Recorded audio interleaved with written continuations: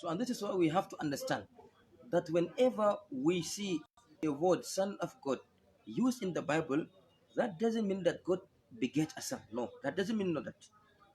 According to the Bible, as many of the Christian things that God, Almighty God, got sons, but begotten sons, which is totally wrong. Even in the Bible, there is not a places where the begotten son used, except only in one place. That one place is in Gospel of John, chapter number 3, verse number 16. Even that chapter as well, in Gospel of John, chapter number 3, verse number 16, even the word begotten has been removed. Let's go into it. Now, what is the meaning of the word Son of God? Son of God means a righteous person. If you read the book of Romans, chapter number 8, verse number 32, it says, all those that are led by the Spirit of God are the sons of God. So, according to the Bible, Abraham, Moses, David, Jesus Christ, may peace be upon them all, were sons of God. Because all those that are led by the Spirit of God are the sons of God. So this is according to the Bible. But if any person come with his own references saying that Jesus Christ is Son of God or he claimed divinity, nowhere in the Bible that Jesus Christ claimed divinity. Nowhere. This is why we Muslims always say there is not a single unequivocal statement in the complete Bible. There is not a single unambiguous statement in the complete Bible where Jesus Christ, may peace be upon him, himself said that I am God, always is watching me. No, there isn't. If any Christian can point out a single unequivocal statement, I'm ready to accept Christianity. But unfortunately, most of the Christian, you may find them when looking for the chapter, they give a reference with it. In Gospel of John, chapter number 3, verse number 16, it says, for God so loved the world, which he gave it to his only begotten Son, whosoever shall believe in it shall not die but have everlasting life. Now I am asking the Christian, what is the meaning of the word begotten? Begotten is an act of a lower sect of an animal. So how can God beget? The minute that God beget is not God. Is not God. According to the verse of the glorious Quran in Surah Ikhlas, chapter number 112, verse number 3, Lam yalid walam yulad. He give not birth to anyone and no one give birth to him. So there is a man by the name of Sergio Terra who, for several references, thinking that Jesus Christ claimed divinity, which is totally wrong. In fact, this chapter that is in the book of Romans, chapter number 8, verse number 2, all those that are led by the Spirit of God are the sons of God. But the Christian missionary, they say, no, no, no. Jesus Christ is not a normal son, but he is the begotten son. Then they quote you a verse from Gospel of John, chapter number 3, verse number 16. For God so loved the world, which he gave it his only begotten Son. Whosoever shall believe in him shall not die, but have everlasting life.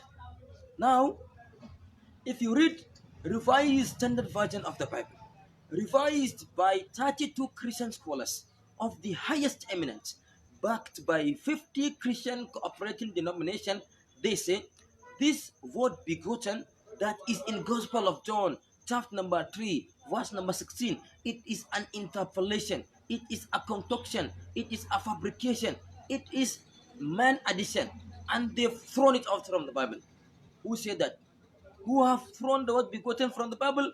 Not Muslim scholars, but Christian scholars. 32 Christian scholars of the highest eminence. But majority of the Christian, they believe that Jesus Christ, may peace be upon him, claim divinity. They believe that Jesus Christ, may peace be upon him, claim divinity. So, if you think that Jesus Christ claimed divinity, then why can't you give a reference? Jesus Christ, may peace be upon him, there is a clear message in the book of Matthew, chapter number 15, verse number 24. He said, I was only sent to the last chief of the house of Israel. Now, how can God be sent by someone? if Jesus Christ is God, then how can someone send him? And the message clearly mentioned in the book of Acts, chapter number 2, verse number 22. That's Amen of Israel. Listen to this. Jesus of Nazareth was a man approved of God amongst you by miracles, wonders, and signs, which God did by him, and you are witness to it. So, my brothers and sisters, we have to understand that nowhere in the Bible where Jesus Christ claimed divinity. And if it comes to the issue of Trinity, they say Father, Son, and the Holy Ghost. Even Trinity as well does not exist in the Bible, but it is in the Quran. Almighty God say, "Wala taqulu thalatha." Don't say Trinity. Intahu khairul lakum. This is better for you. And the most word that is more closer to the Trinity is in the first epistle of John, chapter number 5, verse number 7. It said, "For there are three that bear record in heaven, the Father, the Son, and the Holy Ghost. And all these three are one. 1 plus 1 is 1 is illogical." And this is why the concept of Trinity is the concept which is illogical. It's a concept which is illogical. If we are to prove Trinity scientifically is incorrect. Is a concept which is illogical. For example, human beings are made of flesh and bones, but spirit is made by what? By light. So Jesus Christ, may peace be upon him, if you read the book of Matthew, when he went to the upper room, he said to his disciple that, "Handle me and see. Handle me, behold my hand and see. Handle me and see, for the spirit has no flesh and bone." But Jesus Christ, may peace be upon him, showed them his hand. "Behold my hand and feet. Handle me and see, for the spirit has no flesh and bone." But Jesus Christ, may peace be upon him, has flesh and bone. In this chapter, clearly mentioned that Jesus Christ, may peace be upon him, was not spirit, but he was a man. So I ask you, the Christian brothers and sisters, to go and read the Bible with a clear understanding. As we Muslims read the Bible with understanding, we cannot go against any verse of the Bible unless we see it is a contradicted chapter. And all saying of Jesus Christ is in red letters. Whenever you see a statement in red letter, is the saying of Jesus. But in the Bible, we Muslims do not consider the Bible as a whole to be the word of God. Why? Because word of God can never have any scientific error. If you read the book of Genesis, chapter number 1, only you may find lots of contradiction, lots of scientific errors. As in the book of Genesis, chapter number 1, say, Almighty God create a great light, two great lights, the great light to rule the day and the lesser light to rule the night. Now, according to the Bible, sun and the moon both have their own lights. But we know that sun only has a reflected light. But only sun has its own light. But moon has a reflected light. Moon has a reflected light. But only sun has its own light. We know that. And the vegetation comes before the sunlight, according to the Bible, which is totally fabricated. So, my brothers and sisters, we have to understand that all the saying of Bible is not the word of God. In the Bible, you find the words of prophets, the words of God, and the words of historians, and the words of the scholars.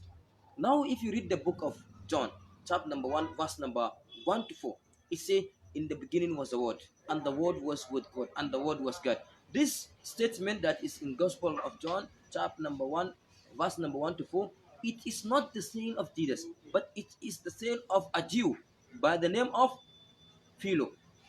You don't know. But it's the saying of a Jew by the name of Philo. It's not the word of Jesus.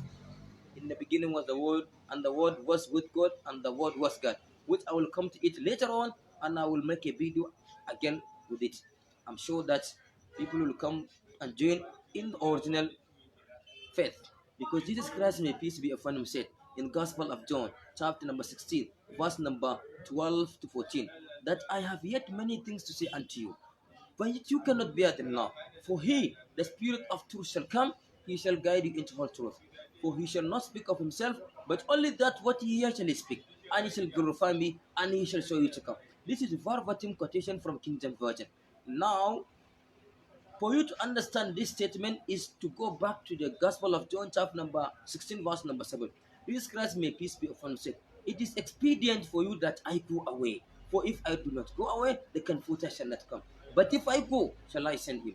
Now, the criteria of another messenger to come is that Jesus Christ, may peace be upon you, should depart. And it says in Gospel of John, chapter number 16, verse number 12 to 14. I have yet many things to say to you, but you cannot bear them now. For he, the Spirit of truth, shall come, he shall guide you into all truth. For he shall not speak of himself, but all that what he hears shall he speak, and he shall show you things to come, and he shall glorify me. Now, this chapter does not refer to the Holy Spirit, but the majority of the Christians, they say that this chapter refers to someone, not Prophet Muhammad. Let me tell you, this Holy Spirit was there since before Jesus Christ was baptized. The Holy Spirit was there since before Jesus Christ was born. He was in the womb of Elizabeth. We'll come to it later on. وآخر دعوانا أن الحمد لله رب العالمين. Thank you, my dear brother Ibn Hassan. Jazakallah khairan. Thank you very much for supporting the video.